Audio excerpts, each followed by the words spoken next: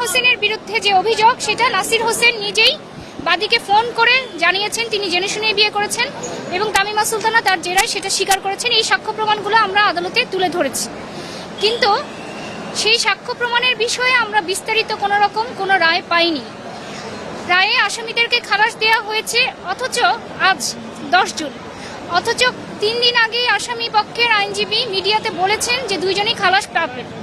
সেখান থেকে আমাদের প্রশ্ন উত্থাপন হয় তখনই যে আসামি পক্ষ খালাসের বিষয়ে আগে থেকে কিভাবে জানেন।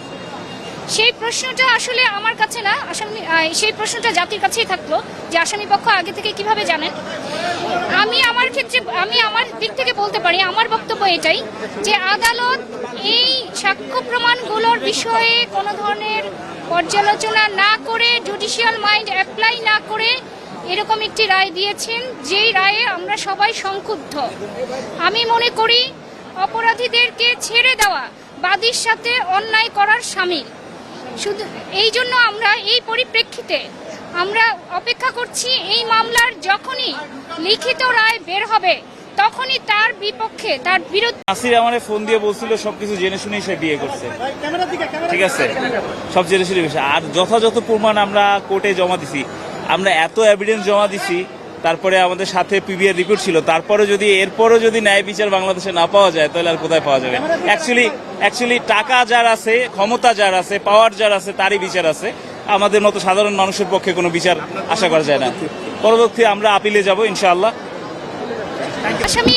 তামিমার বিরুদ্ধে যে মামলা রায় ঘোষণার জন্য নির্ধারিত ছিল, সেই মামলায় মাননীয় আদালত তার সকল সাক্ষ্য প্রমাণ, অর্থাৎ উভয় পক্ষের সকল সাক্ষ্য প্রমাণ বিশ্লেষণ করে এই মর্মে সিদ্ধান্তে উপনীত হয়ে রায় ঘোষণা করেছেন যে ক্রিকেটার নাসির হোসাইনের বিরুদ্ধে আনীত বেবিচার ও প্রলুব্ধ করার অভিযোগ প্রমাণিত হয়নি এবং নিরঙ্কুশভাবে তারা প্রমাণিত হয়নি জন্য খালাস দিয়েছেন।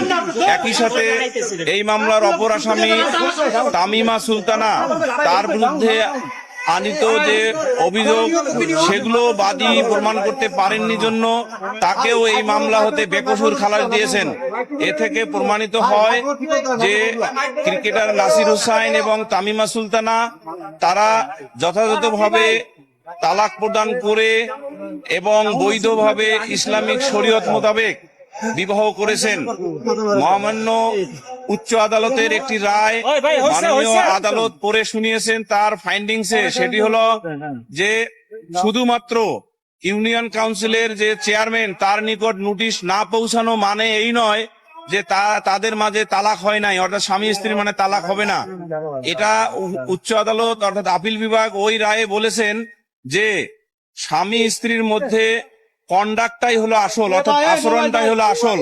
সেই আচরণের ক্ষেত্রে মাননীয় আদালত সুস্পষ্টভাবে উল্লেখ করেছেন যে 2016 সালে তামিমা সুলতানা রাকিবকে তালাক দিয়ে সৌদি আরব গিয়ে কতদিন বাংলাদেশে অবস্থান করেছেন এইটা তদন্তকারী কর্মকর্তা কিংবা বাদী তার সাক্ষ্যে কোনোভাবে উপস্থাপন করতে পারেন নাই।